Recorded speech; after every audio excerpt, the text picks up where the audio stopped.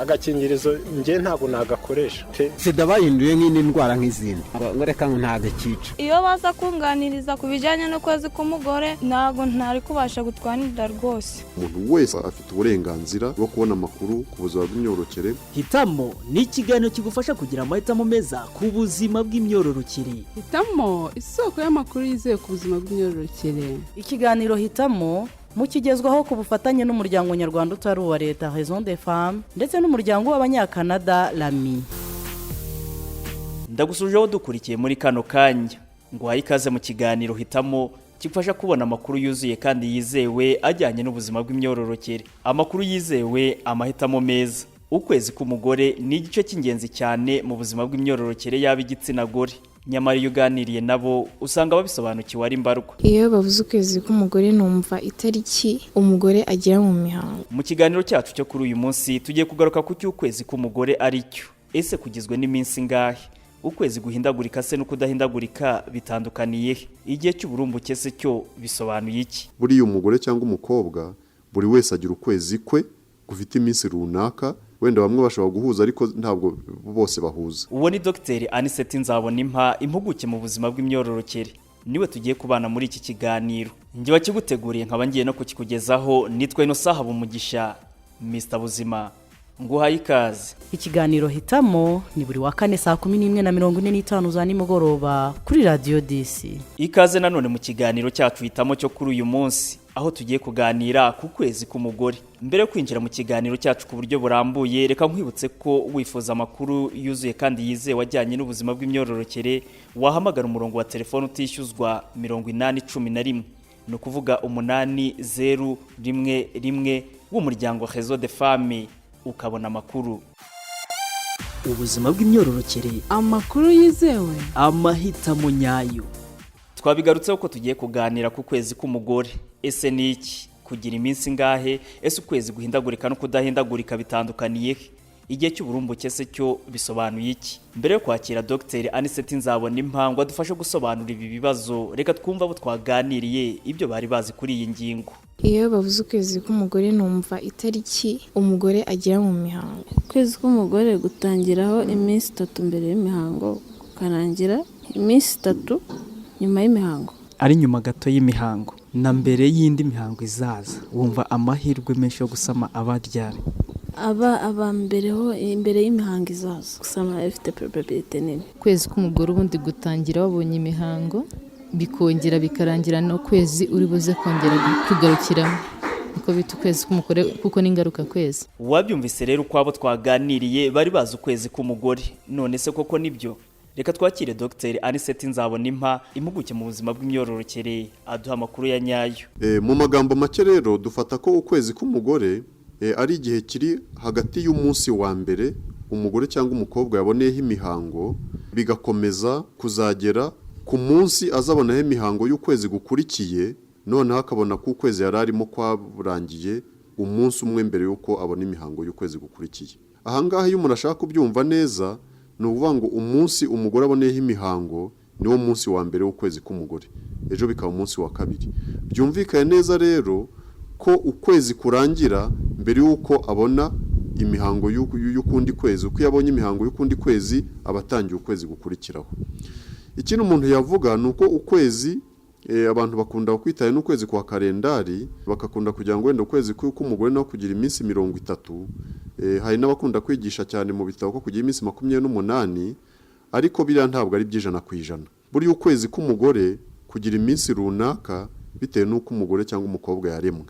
Hari abagira ukwezi kw'iminsi 30 koko, hakabagira ukwezi kw'iminsi 28, ariko hari n'abagira ukwezi kuri hasi yaho k'iminsi 26, 24, 20, 19 se.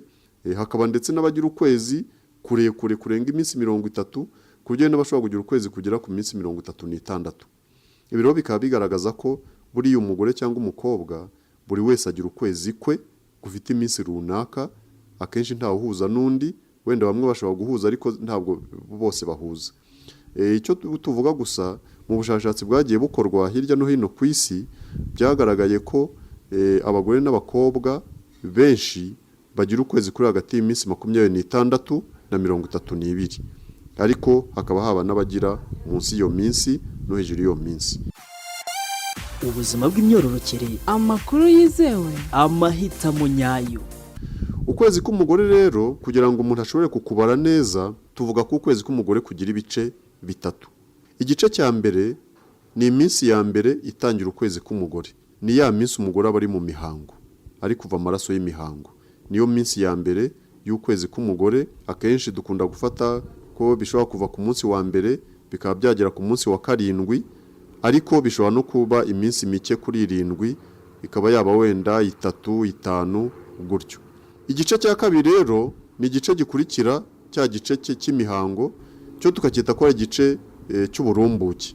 Icyo gice cy'uburumbuke noneho cy'ukwezi k'umugore ni igice akenshi kiri hagati mu kwezi k'umugore, aho ashobora kuba yakora imibonano mpuzabitsina akaba yasama. Nicyo bivuga cy'uburumbuke, ni igihe ko umuntu ashobora gukora imibonano mpuzabitsina akaba yatwara inda. Hakaba rero n'igice noneho gisoza ukwezi k'umugore, ari cyo gice cya gatatu, twita ko ari iminsi ibanziriza ukwezi kuzakurikira. Ibyo bice bitatu nibyo bigomeza bikurikirana, none uko bishoje hakaboneka ukundi kwezi k'umugore, gutyo noneho tukavuga ko ukwezi k'umugore koko ari ngaruka kwezi. Nibyo koko murabisobanuye ko ukwezi k'umugore gutangira umunsi wa mbere w'imihango, ariko kugeza ubu hari abagore bo bagitekereza ko gutangira ahubwo imihango irangiye. Umugore utekereza gutyo bifite izihe ngaruka noneho no mu bijyanye n'uburumbuke bwe? Nibyo ko buriya kumenya kubara neza ukwezi k'umugore ni nabyo bifasha umugore cyangwa umukobwa kuba yashobora kwirinda gutwara inda atiteguye cyangwa imutunguye. Ndagira ngo mbisubiremo neza, kubara ukwezi k'umugore ni byiza kumenya igihe umuntu atangira kubara umunsi wa mbere w'ukwezi k'umugore. Umunsi wa mbere w'ukwezi k'umugore ni wa munsi wa mbere umugore abonyeho igitonyanga cya mbere cy'amaraso, akaba ari ayo maraso y'imihango. Ndatanga urugero, niba umukobwa cyangwa umugore abyutse mu gitondo akabona amaraso ku kenda k'imbere, ubwo ahita avuga ko uwo munsi aboneyeho ayo maraso n'ijisho rye ari uwo munsi wa mbere w'ukwezi k'umugore. Ejo bikaba umunsi wa kabiri, ejo undi bikaba umunsi wa gatatu, agakomeza kubara gutyo kugeza igihe ukwezi kuzarangirira. Ibi rero abantu bakaba bagomba kubyitondera, kubera ko iyo batabirebye neza usanga ko bagira amakuru adahuye, bakabara ukwezi k'umugore nabi. Kandi uko umuntu abaza ukwezi k'umugore nabi, niho abarana nabi cya gihe cy'uburumbuke. Noneho cya gihe cy'uburumbuke atashobora kukibara neza, akaba yakora imibonano mpuzabitsina azi ko atari igihe cy'uburumbuke, agasanga naguye mu gihe cy'uburumbuke akaba yasama. Noneho rero cya gihe twabonye cya nyuma gisoza ukwezi k'umugore, kiba kiri gutegura imihango y'ukwezi kuzakurikira, cyo ni igihe kitari cy'uburumbuke. Ni ukuvuga ngo yakora imibonano mpuzabitsina ntacyo yikanga. Ubuzima bw'imyororokere, amakuru yizewe, amahitamo nyayo. Turacyari mu kiganiro cyacu hitamo cyo kuri uyu munsi. Turi kuganira ku kwezi k'umugore. Wabyumvise ko ukwezi k'umugore ari igihe gitangira ku munsi yaboneyeho imihango kugeza ku munsi ubanziriza indi mihango. Ntabwo ukwezi k'umugore gutangira ahereye igihe yaviriye mu mihango. Warabyumvise kandi ko iminsi igize ukwezi k'umugore itandukana bitewe n'umugore. Bamwe ishobora kuba mike, abandi kaba myinshi. Iyo tuvuze ukwezi k'umugore rero binatujyana ku kwezi guhindagurika ndetse n'ukwezi kudahindagurika. Byose bisobanuye iki? Ayo mezi se atandukaniye he? Reka n'ubundi twakire Dr. Anisette Nzabonimpa, impuguke mu buzima bw'imyororokere. Nibyo koko iyo urebye mu mikorere y'umubiri w'umuntu, hari abagore cyangwa abakobwa bagira ukwezi kudahinduka. Ukwezi kudahinduka ni ukwezi kugira iminsi ingana, ni ukuvuga ngo hagati y'imihango n'indi hakaba ari iminsi ingana ku mihango yose. Ni ukuvuga ngo niba agize imihango yatangiye uyu munsi, igihe azayirangiza akabona ukwezi kugeza iminsi wenda nka 29, nuko uzakurikiraho nabwo akazabona ukundi kugeza iminsi 29, gutyo. Ubwo turavuga ko ari ukwezi kw'iminsi idahinduka, ni ukwezi kudahinduka kw'iminsi 29. Abo bantu babaho bagira ukwezi kumeze gutyo, kaje ukwezi kudahinduka kw'iminsi 25, 30 se 28. Noneho hakaba n'abandi bashobora kugira ukwezi guhindagurika. Ukwezi guhindagurika ni ukwezi usanga rimwe kwabaye kugufi, ubundi gukakure kure. Nivuga kumwe ukagira iminsi mike, tuvugire rimwe ukajya nk'iminsi 25, ubundi akabona ugeze ukwezi kw'iminsi 28, ubundi akazageza ukwezi kw'iminsi 27, ubundi 30, ubundi 24, gutyo kuyakomeza guhindagurika. Uwo ngo tuvuga ko afite ukwezi guhindagurika, kuko hagati y'imihango n'indi ntabwo igihe aba ari kiba kingana, cyenda kiba kigufi cyangwa kiba kirekire bitewe n'uko umubiri ugenda ukora. Ibi rero mwavuga ati bihindagurika kubera iki? Burya ukwezi guhindagurika cyangwa ntiguhindagurike bitewe n'uko umubiri we ukora imisemburo iyobora ukwezi k'umugore, kuko buri ukwezi k'umugore kuba hakozwe imisemburo y'ubwoko bubiri, uwo bita estrogene. Estrogene umusemburo utangira ukwezi k'umugore cya gihe aba agiye mu mihango niwo aba ari mwinshi mu mubiri w'umugore, kugeza igihe iryagi rye rizahira rigasohokera mu gasabo k'intanga, ari nacyo cya gihe cy'uburumbuke. Umusemburo wa estrogene waba ari mwinshi mu mubiri w'umugore uyobora icyo gice cya mbere cy'ukwezi k'umugore, unatumaho ko ya mihango koko inaza. Ariko iyo intanga y'umugore imaze guhishiriza igasohoka mu gasabo k'intanga, ariyo cya gihe cya ovulation, ari cya gihe kitwereka no na cya gihe cy'uburumbuke, icyo gihe no haza umusemburo wa kabiri witwa progesterone. Umusemburo wa kabiri wa progesterone wo utuma koko ya ntanga amaze guhishiriza, niba habayeho gusama yandi kazakura neza. Ariko nubwo hataba habayeho gusama, noneho umusemburo wa progesterone ugatuma navuga nk'igisigara cyasigaye ya ntanga y'umugore yahishirije kikomeza gikora umusemburo wa progesterone utuma koko umubiri w'umugore utegura kuzarangiza ukwezi neza. Ya estrogene yamaze kumanuka twabonye mu gice cya mbere ukwezi k'umugore, na ya progesterone noneho nayo iri hejuru iri gutegura ukwezi kundi kuko kuzagenda, noneho bigatuma noneho kwa kwezi ko k'umugore kugomeza kugenda kuri gahunda.